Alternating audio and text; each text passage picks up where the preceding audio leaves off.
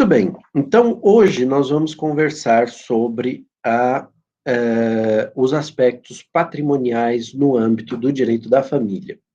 Sobretudo o problema dos regimes de bens, né? Porque nas relações familiares, nas relações conjugais, ou mesmo nas relações convivenciais, sobretudo naquelas em que se faz um contrato de convivência, né? Aquilo que em outros regimes jurídicos se chama de uma união registrada, né? Nós temos um modelo de determinação das regras eminentemente patrimoniais que vinculam aqueles membros daquele casal. Há, além disso, uma série de direitos e deveres de cunho pessoal, né? Seja entre os membros do casal, seja entre os membros do casal e os filhos que eles venham a ter, ou mesmo entre o único dos genitores, no caso das famílias monoparentais, e a sua prole, né? Que são direitos e deveres de cunho pessoal. Estes direitos e deveres, no âmbito das relações familiares, são estudados numa outra disciplina optativa, chamada Direito Internacional Privado, Aspectos Pessoais, que aparecerá para vocês na grade curricular do 9º semestre. Tá? Então, aqueles que tiverem interesse, no 9º semestre, há também o oferecimento desta disciplina. Bom, isso, então, permite que nós agora nos detamos sobre os aspectos patrimoniais da relação conjugal e também da relação convivencial. O primeiro aspecto que eu queria apontar é que, tradicionalmente, os códigos civis mencionam os regimes de bens para o casamento, né? E estabelecem, mas isso pode variar de regime para regime, mas pelo menos aqui no Brasil é assim, estabelecem um momento para que os membros do casal escolham o regime de bens que eles querem adotar. São obrigados a fazer a escolha? São. Ah, mas como assim são obrigados a fazer a escolha? É que quem não faz a escolha expressamente, o legislador presume que houve escolha, mas houve uma escolha pelo regime supletivo legal. Isso significa que o legislador elegeu um regime e disse: este será o regime para os casais que não tenham feito uma expressa menção de adoção de outro regime matrimonial. Vale dizer, então, que há uma presunção de escolha, uma presunção de escolha que coincide com o regime determinado pelo legislador. Então, quando uma pessoa decide se casar com outra e eles vão ao cartório de registro civil, aqui no Brasil, é lá onde se dá entrada à documentação para fins de convolução das núpcias. Eles vão a este cartório, entregam a documentação e o funcionário do cartório perguntará para os membros do casal se eles desejam elaborar um pacto antinupcial. Um pacto que é realizado, portanto, previamente ao matrimônio e em que se vai indicar qual o regime de bens que aquele casal escolheu. Pode ser uma simples menção a um dos regimes descritos na nossa legislação. Então, só para lembrar, nosso regime supletivo legal é o regime da comunhão parcial de bens. Quem escolhe a comunhão, ou seja, a mistura parcial do patrimônio, ou seja, tudo que é bem exclusivo, anterior ao matrimônio, ou recebido do tronco familiar a que aquela pessoa pertence, é bem exclusivo, não entra para a comunhão, mas tudo o que for adquirido na constância do matrimônio será partilhado pelos membros do casal. Ambos são titulares da propriedade em comunhão, em condomínio, embora muitas vezes possa acontecer do bem estar registrado no nome de um deles. Mas a legislação presume que, porque adquirido na constância do matrimônio, há uma comunhão. Presume, mas é uma presunção relativa. Porque se eu provar, por exemplo, que aquele bem que eu adquiri na constância do matrimônio decorreu da subrogação de um outro bem que eu adquiri, aliás, que eu era proprietário, porque adquiri por herança dos meus familiares, aí este bem não entrará na comunhão, tá? Então, tudo vai depender muito das circunstâncias, mas isso é direito material, eu não vou entrar aqui em grandes detalhes, porque há uma série de regras a este respeito. Mas o legislador não descreveu só este regime, que ele chama de regime legal. Ele também descreveu outros regimes. Ele descreveu o regime da comunhão universal, em que tudo entra para o patrimônio comum. Ele, com algumas raríssimas exceções, ele descreveu o regime da separação total e convencional dos bens. Também tem o regime da separação total obrigatória. Algumas pessoas, pelas circunstâncias, se enquadram na obrigação legal de se casar pelo regime da separação total e não podem fazer a escolha. E também um regime chamado participação final nos aquestos, em que, durante o matrimônio, há patrimônios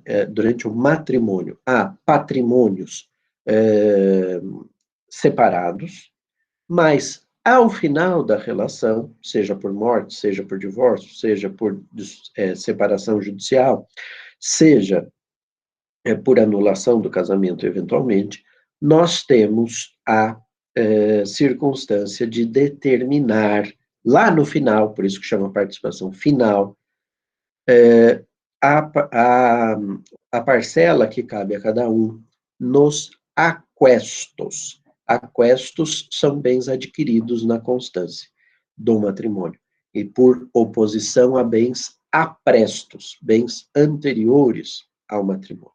Bom, isso é o que está descrito no Código, é o que o Código Civil Brasileiro determina desde 11 de janeiro de 2003 como regimes determinados ou descritos na legislação, mas há uma posição consensual da doutrina civilista de que estes regimes não excluem outros. As partes podem, no regime de bens que determinarem, que escolherem, que criarem, estabelecer regras diversas, com o que os regimes legais, os que estão descritos na legislação, aqueles sobre os quais o legislador legislou, né? O regime legal não foi bom, regime legal é aquele que incidirá na falta do pacto antinupcial, é o regime da comunhão parcial de bens, ou o regime da separação, se a pessoa se inclui, se o casal se inclui naquelas hipóteses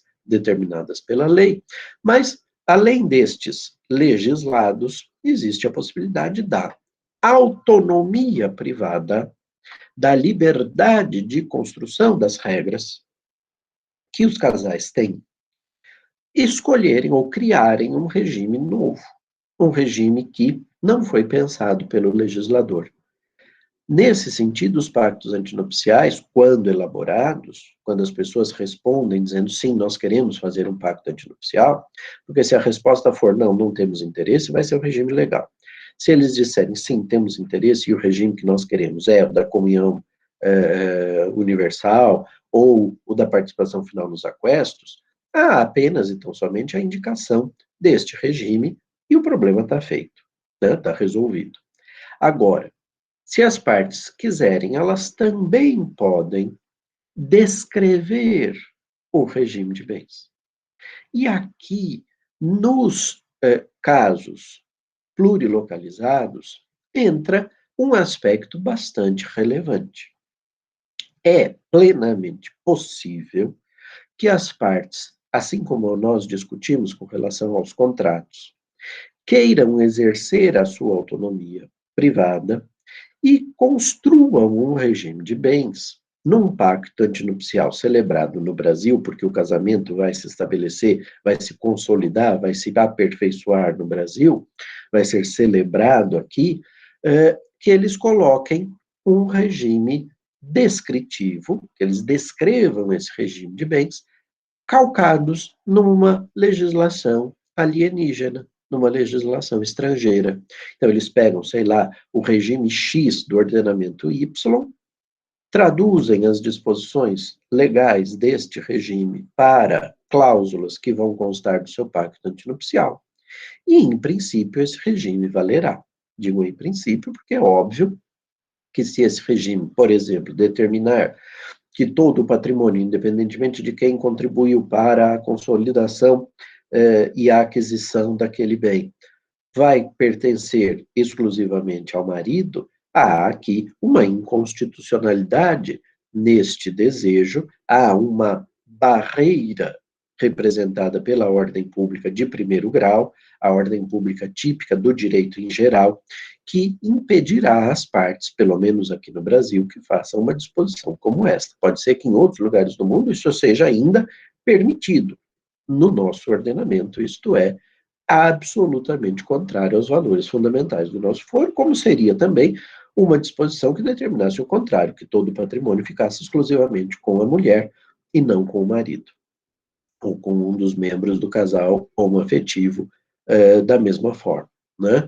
Então, este modelo descritivo de estabelecimento do pacto antinupcial é uma possibilidade, e aí nós vamos averiguar, na hora de dar vazão, de dar aplicabilidade às regras deste regime de bens estabelecido no pacto antinupcial, a autonomia privada típica do direito material. Entretanto, é plenamente possível, me parece, que assim como nós defendemos lá na matéria, no aspecto contratual, quando nós estudamos os pontos relacionados ao direito contratual, e eu disse a vocês que, apesar do silêncio do legislador acerca da possibilidade ou não de se escolher a lei aplicável ao contrato internacional, me parecia ser viável esta possibilidade. Primeiro, porque a relação jurídica que está na base da relação plurilocalizada, a relação contratual, admite o exercício da autonomia privada, em geral, e, portanto, seria plenamente viável que as partes, por economia, dissessem este contrato será regido pelo direito alemão. Né? Agora, no âmbito do regime de bens, fazer isso tem que ser um pouco mais cuidado. O que eu quero dizer? As partes não podem só dizer, o regime de bens será o regido pelo direito alemão. Porque se eles fizerem isso com a intenção de estabelecer o regime legal, supletivo, germânico, tá ok. Né? Nós temos uma remissão ao direito alemão que, ante o silêncio das partes quanto à escolha efetiva deste ou daquele regime, determina a incidência das regras do regime legal. Se esta for a intenção, uma cláusula como essa está bem construída. Mas se as partes quiserem se subordinar a um outro regime, que não o regime legal germânico, aí nós temos um problema. Por quê? Porque a cláusula mal construída levará à incidência do direito germânico, né? Mas não do regime que as partes queriam. Então, é preciso tomar um cuidado quando as partes querem um específico regime de um específico ordenamento jurídico, para se dizer aquilo que eu já mencionei. Queremos o regime X do ordenamento Y. Tá? Eu acho isso plenamente possível e que deveria ser aceito por todas por todos os magistrados. E aí, porque fruto do exercício da autonomia conflitual, da autonomia que as partes têm de determinar a lei que vai reger a relação patrimonial entre eles existente, não é mais a ordem pública de primeiro nível que incidirá, mas sim a ordem pública de segundo nível ou de segundo grau, que vai ser, portanto, muito mais flexível com as diferenças, mas ainda assim, no exemplo que eu construí, se as partes indicaram o regime de bens de um certo direito, de um certo Estado, onde a consequência é que todo o patrimônio fique para o marido, apesar da participação efetiva da mulher, ainda que indireta, na construção desse patrimônio, né? Vamos lembrar da jurisprudência brasileira, que foi reconhecendo para as uniões de fato uma sociedade entre homem e mulher, antes mesmo de se estabelecer entre nós a união estável, porque mesmo aquela pessoa que decida, pode ser o homem, pode ser a mulher, que decida se dedicar à vida doméstica, à manutenção de um ambiente favorável para que o outro possa ir sair, trabalhar e amealhar recursos para adquirir patrimônio, isso é suficiente para que a comunhão se estabeleça entre eles, salvo, obviamente, se eles tiverem optado ou fossem obrigados a regerem-se pela regra da separação total de bens. Tá? Então, é preciso que se estabeleça o filtro da ordem pública. Agora, percebam uma coisa. Uma coisa é dizer, cada um tem o seu patrimônio. Outra coisa é dizer, mesmo que a mulher participe da aquisição do patrimônio, ou que ela tenha patrimônio dela, tudo ficará na hipótese de uma dissolução desse vínculo para o marido. Isso não faz o menor sentido à luz dos valores professados pelo ordenamento jurídico brasileiro, e, portanto, me parece que não sobreviverá à incidência do princípio da ordem pública uma disposição como esta, mesmo que ela decorra da vontade das partes. Porque eu posso presumir que quem anuiu com uma circunstância como esta foi, de alguma forma, induzida em erro ou foi obrigada a aceitar isso, porque as circunstâncias culturais, sociais em que inseridos, levava a esta opção. Tudo isso é para lhes dizer que me parece absolutamente essencial o reconhecimento da autonomia conflitual e a possibilidade das partes escolherem o regime de bens. Com o que? Casamentos plurilocalizados, casamentos de pessoas de nacionalidades distintas ou domiciliadas em estados distintos.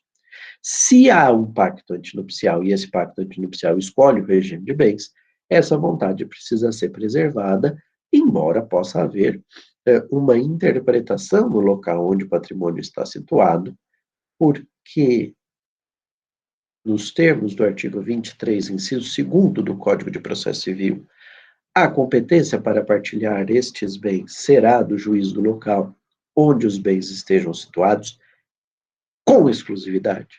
Então, bens situados no Brasil serão partilhados pelo juiz brasileiro, independentemente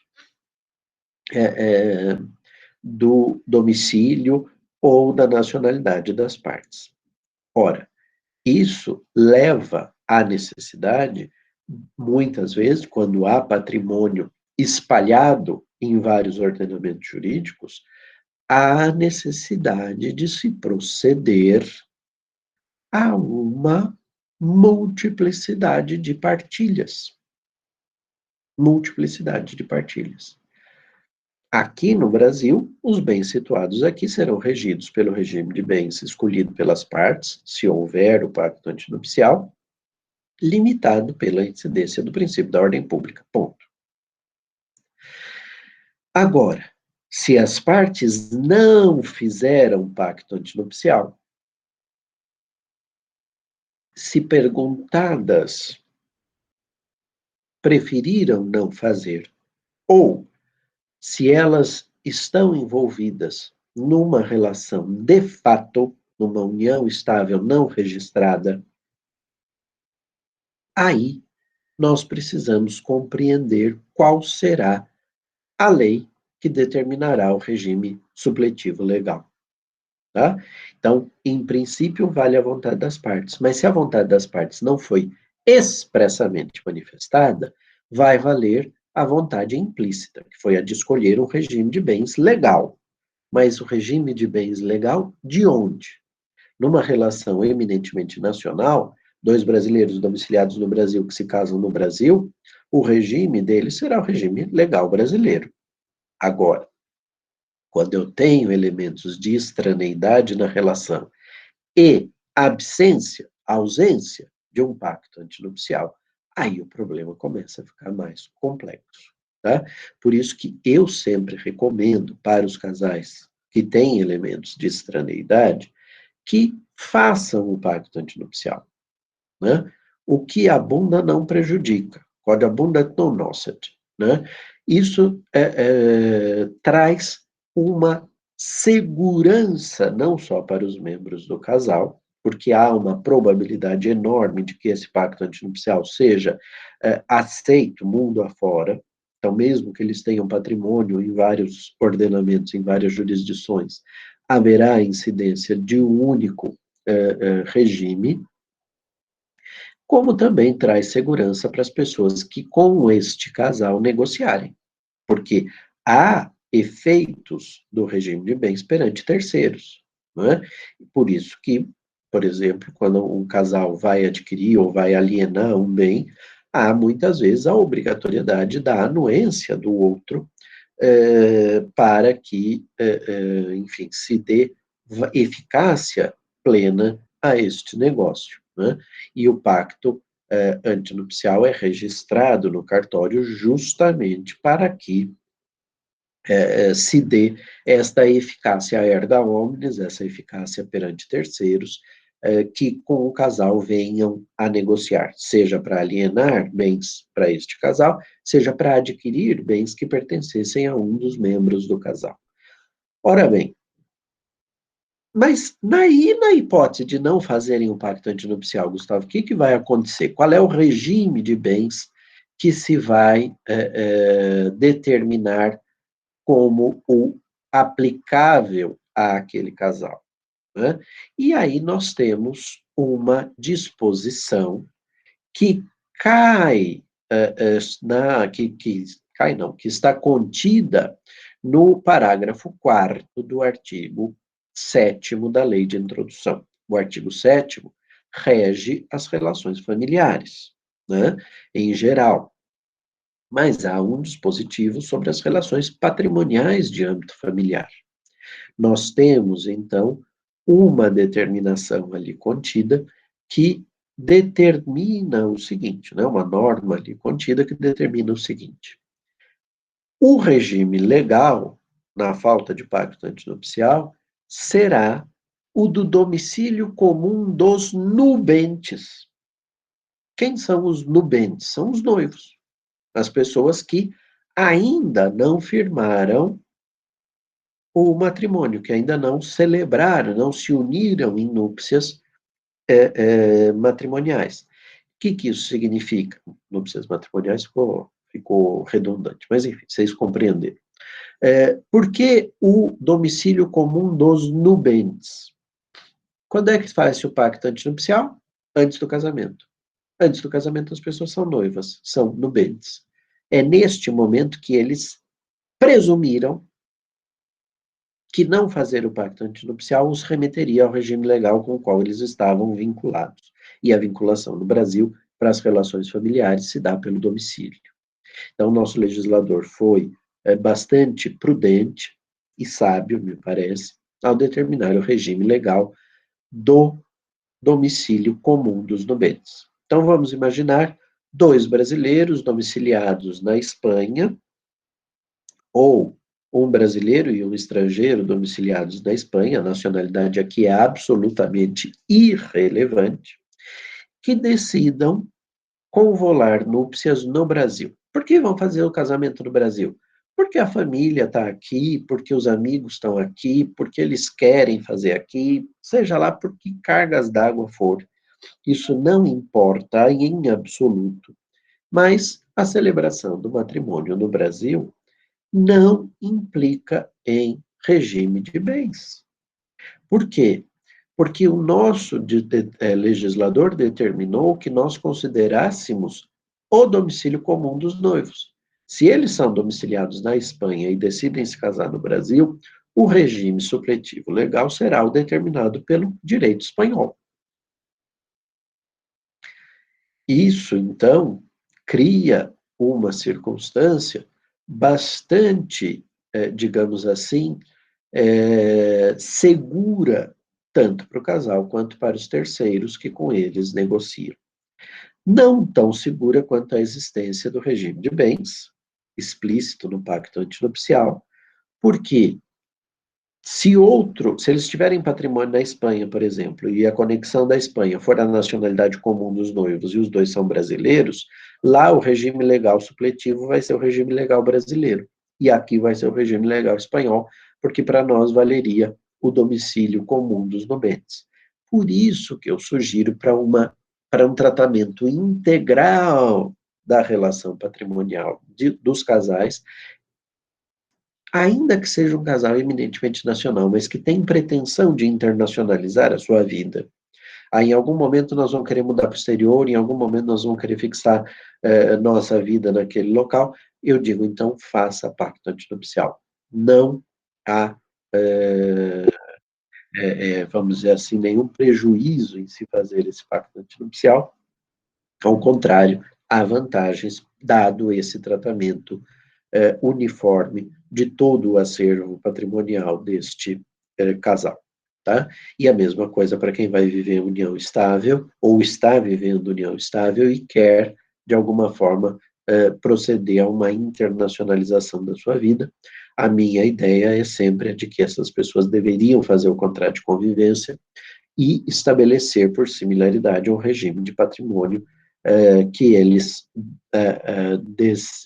desejassem. Porque, a rigor, regime de bens é para o casamento, né? Para a união estável, a gente usa por analogia, por similaridade, dada a igual dignidade que há entre o casamento e a união estável como formas de constituição da família e a necessidade de regulamentação patrimonial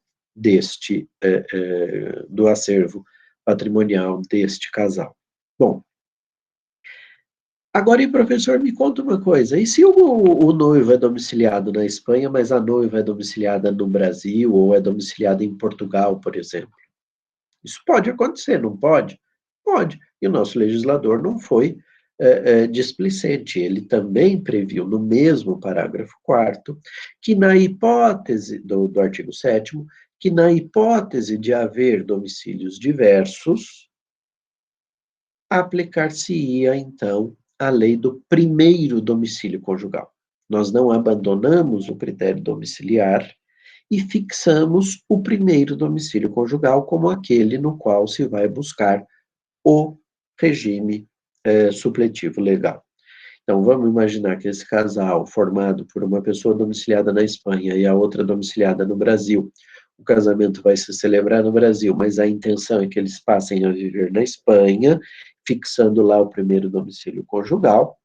Maravilha, este será o regime jurídico no qual eu vou, o ordenamento jurídico no qual eu vou encontrar o regime jurídico patrimonial deste casal, deste núcleo familiar, tá bom? Então, é preciso, então, aguardar. Ah, professor, mas na certidão de casamento brasileira já consta o regime de bens.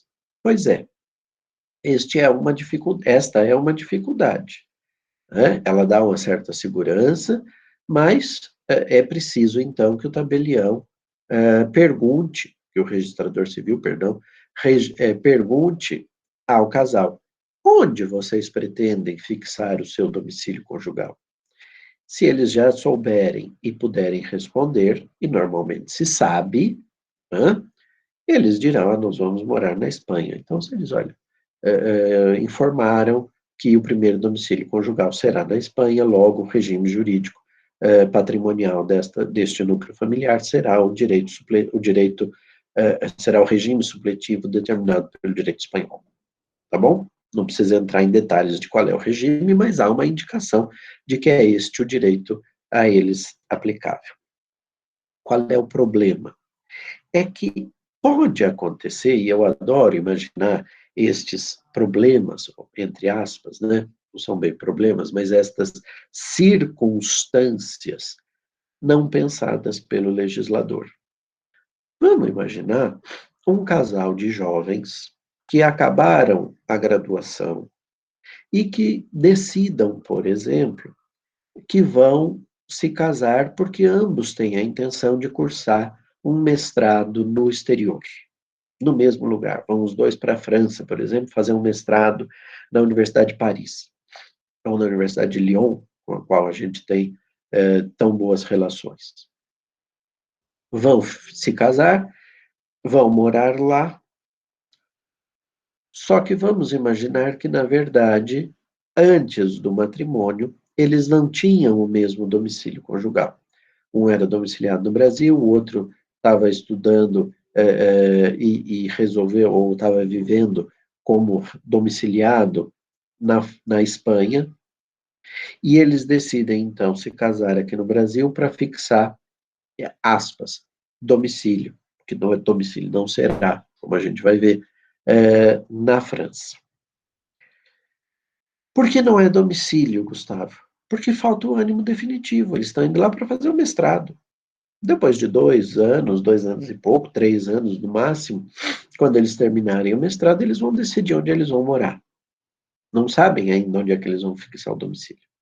Se eles já tiverem a intenção, falarem assim, não, depois de tudo, nós vamos fixar o nosso domicílio na Espanha, no Brasil, na França, já indiquem, pronto. Mas se eles não indicarem, e aí, como é que eu faço para saber qual é o regime de bens deste casal? Tem que esperar esses 3 anos, eles fazem o seu mestrado lá na Universidade Francesa, os dois vão muito bem, os orientadores convidam para uma das bancas, sei lá, um professor britânico, e para outra das bancas, um professor dinamarquês, da área de cada um. Esses professores se encantam com o trabalho, porque no fim das contas foram trabalhos bem estabelecidos, bem organizados e bem elaborados, e os convidam para fazerem os seus doutorados, um na Inglaterra e o outro na Dinamarca. Ganham uma bolsa gorda, uma bolsa razoável, que é um milagre, mas vamos lá, né? Já que é exemplo laboratorial, a gente pode inventar o que a gente quiser. Eles economizam e sobra dinheiro e eles adquirem patrimônio aqui no Brasil. Depois de um tempo, estão lá para terminar o doutorado, 4 anos, vamos imaginar. Eles entram na crise dos 7 anos, que é normal, né, dos casais, segundo a crendice popular, entram nessa crise dos 7 anos e decidem se divorciar. Decidem se divorciar e precisam decidir como partilhar os bens situados aqui no Brasil.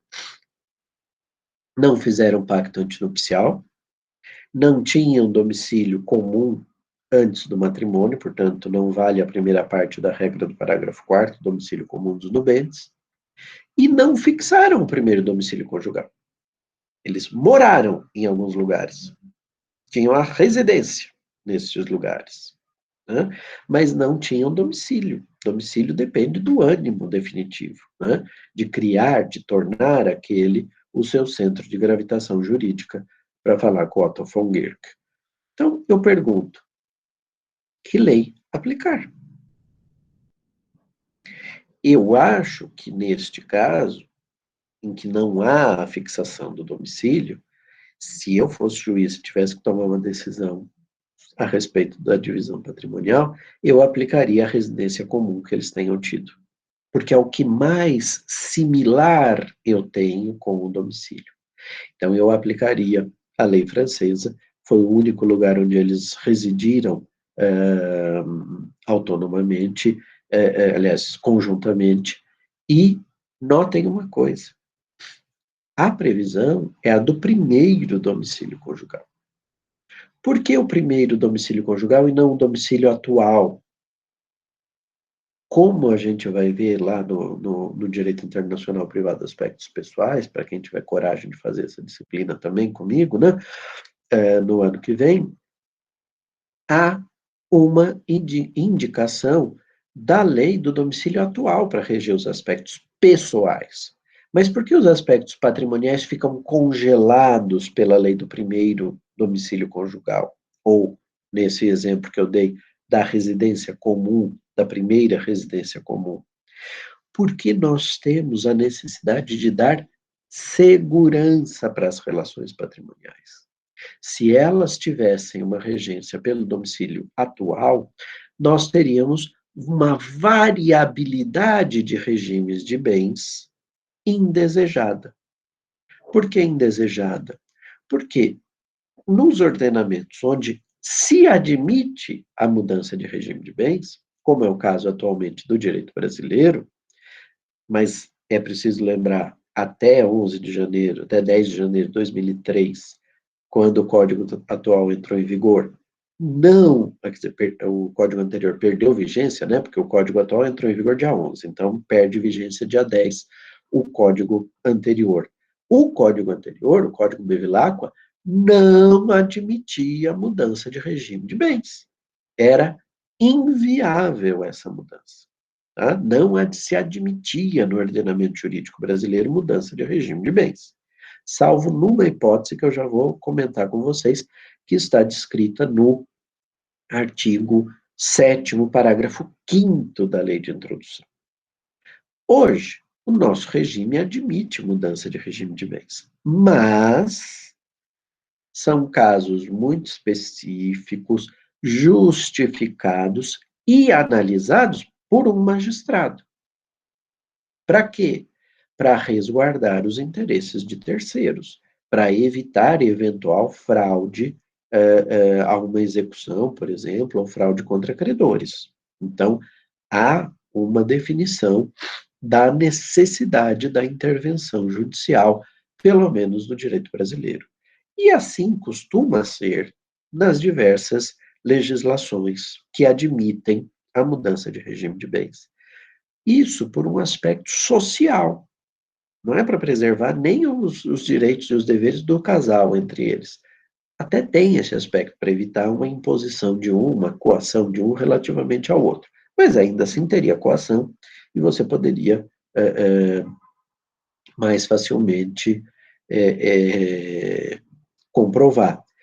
Aí você vai me dizer, bom, mas tem vício social, tem simulação, tem fraude contra credores na mudança em que não haja coação, que o casal esteja de acordo com essa mudança. É verdade. Mas olha a insegurança se isso pudesse ser alegado a qualquer tempo, por qualquer pessoa, etc. e tal. Por isso, nosso legislador faz participar o magistrado. Isso não impede que futuramente alguém alegue a simulação ou mesmo a fraude contra credores, mas fica um pouco mais segura a situação, porque participando o magistrado desta eventual mudança requerida pelas partes, você tem ali uma, aspas, presunção de legitimidade nesta mudança. Tudo isso, então, para lhes dizer o seguinte: regime de bens não se caracteriza como conflito móvel, não é a mudança exclusiva do domicílio do casal que vai implicar em mudança da lei aplicável. Isso depende de requerimento conjunto, de análise judicial, na maioria dos ordenamentos, pelo menos aqui no Brasil é assim, e produção de efeitos ex tunc, ex nunc, dali para frente. Não vai retroagir lá para trás e mudar a atribuição patrimonial daquele casal. Logo, o sistema é um sistema que preserva os interesses dos envolvidos, segundo me parece. Queria dizer ainda algo sobre o parágrafo 5º do artigo 7º. Este parágrafo 5º do artigo 7º admitia, ainda na vigência da legislação anterior, portanto, nos 60 anos de vigência conjunta da Lei de Introdução com o Código de 16, nós tínhamos uma hipótese de autorização de mudança de regime de bens para estrangeiros casados no exterior e, portanto, regidos pelo regime legal daquele país, e que pretendessem e obtivessem a sua naturalização como brasileiros, adquirissem a nacionalidade brasileira derivada do domicílio aqui estabelecido por um lapso temporal, etc. Enfim, quem preenchesse as hipóteses de naturalização era perguntado se queria mudar o regime de bens. Ah, então podia escolher qualquer regime? Não, tinha que escolher. A mudança possível era abandonar o regime originário, o regime determinado pela lei estrangeira, e ver a sua vida patrimonial regida pelo regime legal brasileiro, que foi, durante um tempo, entre 42 e a entrada em vigor do Estatuto da Mulher Casada, o regime da comunhão universal. E depois, o regime da separação, perdão, da comunhão parcial, né? Ou separação parcial também, dá na mesma. Regime da comunhão parcial a partir do Estatuto da Mulher Casada.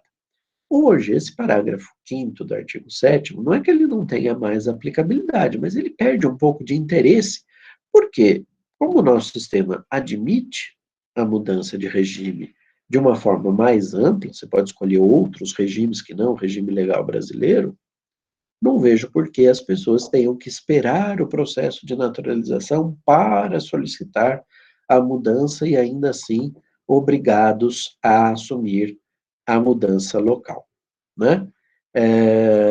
Então, isso é um aspecto que nós precisamos ter em mente quando estudamos o regime de bens no direito internacional privado.